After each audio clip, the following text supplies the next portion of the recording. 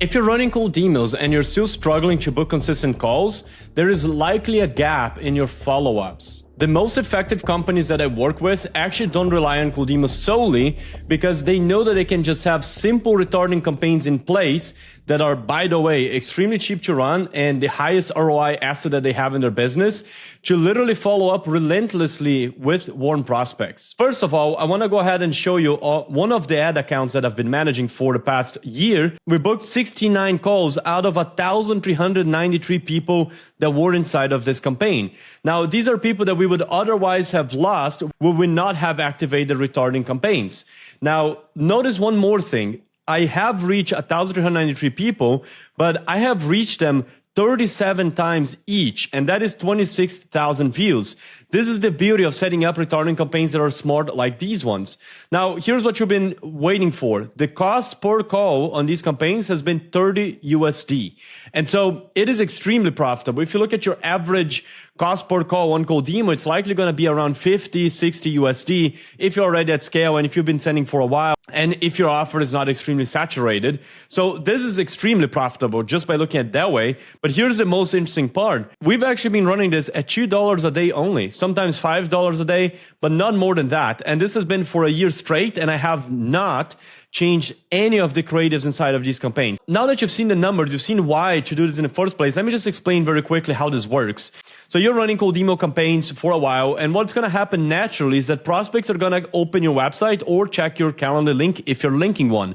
So if you send great and relevant emails, the prospects will want to know how much they can believe you in the first place. So they're very likely to do one of two things. Number one, search you on Google, find your website, check out more about you, or find your LinkedIn and check out more about you. Or second, open the URL of the email that you're sending these emails from. And that URL should be redirected to your main website. So you're going to get website views just from sending cold emails, even if you don't link them in your primary body of the email itself. Now, if you do link it there, of course, you're going to get website views. But what happens from here is that most companies just follow up manually. And that is great. You do want to be following up manually. Up to many times, up to 6 times is what we recommend our clients. But here's the caveat. If you're just doing that, you're limited to the select amount of people that will, one, be checking their emails often, two, find something interesting about you and to reply, and etc., versus being in front of them everywhere and triggering a feeling of, wow, they are actually out there. And so what you can do is you can set up smart retargeting campaigns like the ones that I just showed you on the screen a second ago to be following up with them relentlessly. I even put a quote here. It's like an assistant that relentlessly follows up with prospects, but without being intrusive. So that can be set up on Meta. That can be set up on Google Ads. You choose. In this video, I'm going to show you very briefly what it looks like on Google Ads, but mainly show you how you can set this up on Meta. It's actually very straightforward and very simple to do that. Now, I should tell you as well that a lot of people end up booking calls on the link in the description of my videos, and they hop on these calls expecting cold email advice or outbound advice overall, and I end up actually telling them what I'm going to tell you today. Set up these retargeting ads. If you're getting cold emails already working, instead of trying to improve the micro percent of deliverability, just actually retarget everyone who has been a warm prospect already. So without further ado, let's jump straight into how to create these campaigns. What you want to be doing is you want to set up a campaign. In this campaign, you're going to have ad sets. These are your targeting, which we're going to talk very extensively about. And inside these, you're going to have your ads, your actual creatives, right? So let's start with the campaign itself. First rule of a retargeting campaign that you're setting up for these purposes that you don't want to have to manage too many things. You want to let Meta have more control over how it spends money in your ad sets, how it is managing the campaign. You don't want to be having to come back on this and optimize very often. You can let Meta do that for you. So when we come to the Ads Manager, we want to come here to create a campaign. The purpose that we're going to use, and this is what I use and recommend, is sales. This is because we are trying to track a specific conversion of someone that is likely to buy. And so what I found as well is that when I end up choosing sales over leads, I end up getting people to book calls that are more qualified. Why? How? That is something you have to ask Facebook themselves, but it's just something that comes from testing. And again, I'm married to the results and not married to the method. So I always go for sales, and I'm tracking conversions on my pixel. So I'm going to do that. I'm going to track sales. I'm going to create this campaign manually. So manual sales campaign. And then in here, you can call this whatever you want. I like to call it whatever is inside. So I usually say this is an evergreen campaign. It's going to be a CBO, you're going to understand that in a second, and it's going to be a retargeting campaign. Buying type, I keep it to auction, sales objective keeps sales, and I come down here to Advantage campaign budget. Now, here is where I'm telling Facebook, hey, you have a specific budget for this campaign that you can choose how to spend in different ad sets, remembering that ad sets are different target audiences. So in this case, let's say you're following the number I had before, which is $2 a day, which is the bare minimum. Then what I'm going to do is I'm just going to come all the way to the bottom and click next. There is nothing else here that I need to set up. For the ad set itself, I'm always going to name it as well to what's inside. So for example, in this case, I can do page view 180 days plus let's say Instagram engagement 180 days. And I'm going to put this only to show my campaigns on feed placements, meaning that I'm only going to display on Instagram feed, on Facebook feed, and not on Instagram stories, for example. So that is just what that means. I've named my campaign in a way that's very easy to come back to it and know exactly what's inside. Now, remember that I mentioned that you could have multiple ad sets? I'm now choosing to have one ad set that has page view and Instagram engagement 180 days, both in one ad set. But you could be setting these up in different ad sets if you want to run different ads to different audiences, okay? And that will change depending on the type of content that you'll have in your different platforms. So you can just control that from here. Now, next thing, I'm going to choose a conversion event, which is going to be in this case website. I'm going to say I want to maximize the number of conversions, and I'm going to put the data set to be my Facebook pixel. If you don't know what a pixel is, it is pretty much a code that you add in the header of your website to track whenever visitors come to that page. That allows Facebook to know who is actually coming to your page and who is actually likely to be purchasing from you. And when you put your pixel in this way, and you only send a good data, meaning you only target people that are relevant to your campaigns and not other people, like for example, you wouldn't want to target your friends, and even though they click on the website, they'll just make the pixel dumber. It will make Facebook understand that there's a different persona that is likely to buy and try to show your ads to people more like them or to them more often. That is going to fire back on you. So make sure you put the pixel here, and you only run ads to the people that are likely to buy from you instead of running to your whole audience. That is where it can be tricky if you're running IG ads, for example, because you may be targeting people that are just interested in you and not your company or services. So be careful with that. In this case, our IG, or the IG that was set up for this ad account, was full of potential buyers. And so that is why we're targeting them. And if you want to know how to install the Facebook pixel on your website, just check out the video I linked down in the description of this video. That will show you exactly how to do that step by step. And so what we're going to do is we're going to come here to conversion event. We're going to create a new custom event, and we can call this booked a call. And then we're going to say all URL traffic, and we're going to here on the URL say that it contains thank you. For example, why am I putting thank you in there? It's because on my website, when you book a call with me through Calendly or through any of the other calendar tools that we use, it will redirect you at the end to a page that ends with thank-you on the URL slug. Okay. So if you don't have one of those, what you can do is you can either track the event on Calendly, which I can show you how, or you could just put whatever page that you have to be right here. Now, you don't want to put the whole URL, so you wouldn't want to put, let's say, felipe4.com/thank you. And the reason for that is because this URL may change at some point. I'm going to do it like that. I'm going to add a conversion value of, let's say, $1,000. Let's say that I charge $5,000 for my services. It takes me 5 calls to close one. So each call is worth to me $1,000. So that is how I just put the conversion value in here.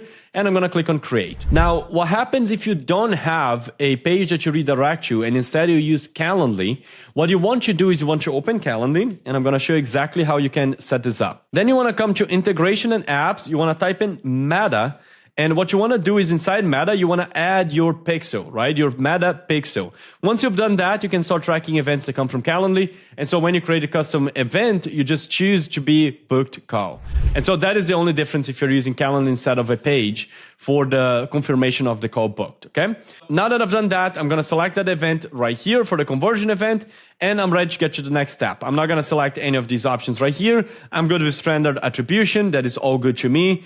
The budget is already set in the campaign, so that is not something I have to worry about. And then I get your audience controls. This is actually very important. So here, I'm always going to come down here and click on switch original audience options. And the reason why I'm doing that is just so I can control who it is actually targeting and who it is not targeting at all. So now that I've done that, I can come here to custom audiences. And I'm going to select my page view audience, for example. So let's say I have page view 180 days. How did I create that? Very simple. I came here and create new, custom audience, website, next, And then I call this PV 180D, which is just page view 180 days. So let me put that like that, 180D. Then I came here to select the source, so my main pixel, all website visitors, 180 days. And then I just came here and created the audience. It is that simple.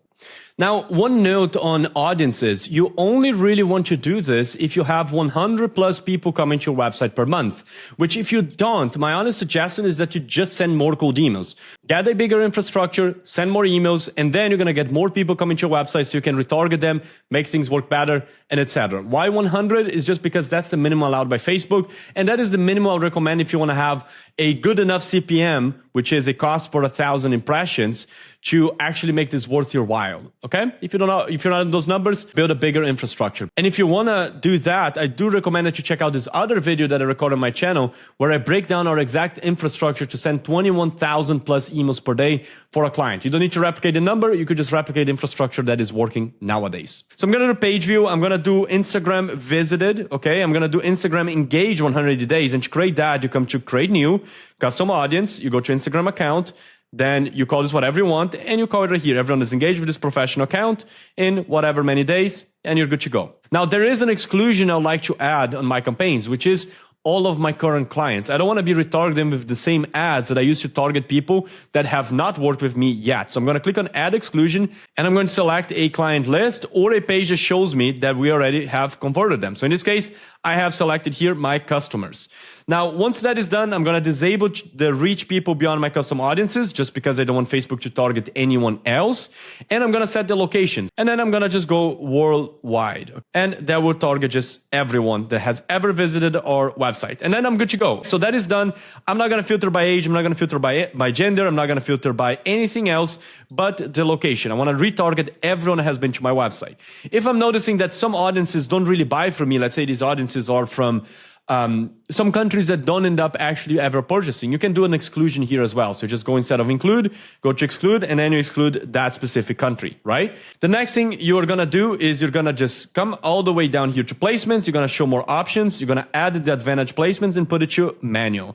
That is because we want to customize where we display our ads. I'm going to disable audience network, threads, messenger. Remember, because I just want to target feeds. So that's what I'm going to do. I'm only going to keep Instagram and Facebook feeds. So I can just disable everything else. Now that I got all of that done, my placement is done. I just get to the next step, which is my ad. So I'm going to open my ad. I'm going to call this ad 1 and whatever is inside the ad. Okay. And then in here is very simple. I'm going to select my Facebook page, the one I want to be using for this campaign. If you don't have one, you can just create one real quick. I'm going to select my Instagram account and we are good to go. Now, once that is done, I'm going to come here on manual upload. I'm going to select single image or video, unless you're launching a carousel, for example. I'm going to put the website URL to be the landing page on my website. So in that case, in my case, I would actually put my main page. So let's say felipe4.com. The display link, I'm going to put the same. One quick trick, if you don't want anyone having any issues getting to your website, you want to put HTTPS in front of every single URL, just to make sure, just to avoid any issues. On the display link, I don't put it. I just keep it as clean as possible. Then from here, I'm going to put the browser add-ons to none, since that is the way I want to set up these accounts. We're going to come back to add creative in a second because you need to first understand what kind of creatives to add here. Let's come back to that in a second. And then I'm going to come all the way down and I'm going to come here to build URL parameters. So I'm going to give it the campaign source to be the campaign ID, campaign medium to be the ad set ID, campaign name to be the ad ID. That is just so I can track things better from Google Analytics later on in case I want to. If you don't want to, completely fine, but I still do recommend that you track this on your website because there is no reason not to. It's not going to hurt your campaigns in any way. So now that that is done, let's talk about creatives. One thing I do want to get straight is that no matter how good your infrastructure and setup is, if your creatives are bad, this is not going to work. It's like in cold email. If your emails are not actually good, relevant, believable, and all of those things, they're just not going to work. And the same is with ads. So the creatives are the most important part of this. I'm going to give you a brief on how to do this. And the brief is very simple. You want to either tackle a pain point or you want to tackle a desire versus pain. And so the way that you do that is, how do you tackle a pain point? For example, let's say I'm selling cold emails. I would say, are you struggling with spam filters? Or are your cold email campaigns not performing? If so, click the link down below and let's chat. It's very simple, but it's tackling a pain point. Let's say now desire versus pain. Do you want to scale your cold email campaigns, but deliverability keeps getting on the way? Check the link down below. right? So it's very, very simple. It's very to the point, and I'm just tackling one of those two frameworks. These are the two that I'm going to give you today, because if you do want a masterclass on how to do that, either you can book a call down below, we can talk about it, or just let me know in the comments if you want me to record another video talking about creative specifically. That is something that does require 20 to 30 minutes to fully cover how you do the copywriting, how you do the creative. But just so you leave with something today, the way you want to do it is very simple. Let's say this is your creative right here. You ideally want to have a photo of you somewhere around here in the middle of this image. And in this photo, you want to have a good facial expression. Remember that people connect more with people than with brands or logos or etc. So have a photo of you or someone in your team that is okay with that, and have them be doing an expression like, let's say they're bored or they're like shocked or something that catches the eye. And then what you want to do is you want to put right here the text that I was mentioning. Are you running cold email campaigns and they're not performing? Click the link down below, right? So that is the type of text that I'd put right here. It's a very simple ad, and I just realized this has a weird shape, so let me remove that. But it is very simple like that, how you can create an ad that performs. Remember, what matters the most is that it catches attention, it is a good ad, and it talks about a pain point or a pain versus desire. So those are the basics of this, and the way you're going to set them up on Facebook is just, again, manual upload, single image or video, and you're going to just come down here and you're going to add the image or video right there. And that's simple. You got the campaign ready. You're going to now just click on publish and you're good to go. You got retargeting in place. Also, very briefly, then talking about creatives as well, you could also be running Google ads, which are even simpler to set up. You can let me know in the comments if you're curious about it. I'm happy to record another video showing step-by-step how to set up Google ads. But put it simply, it's just a simple ad like this one where it talks about the pain point in case people do Google you or your company, they can find something. Or whenever they visit websites, they get retargeted with your images, same way that they would get on Meta.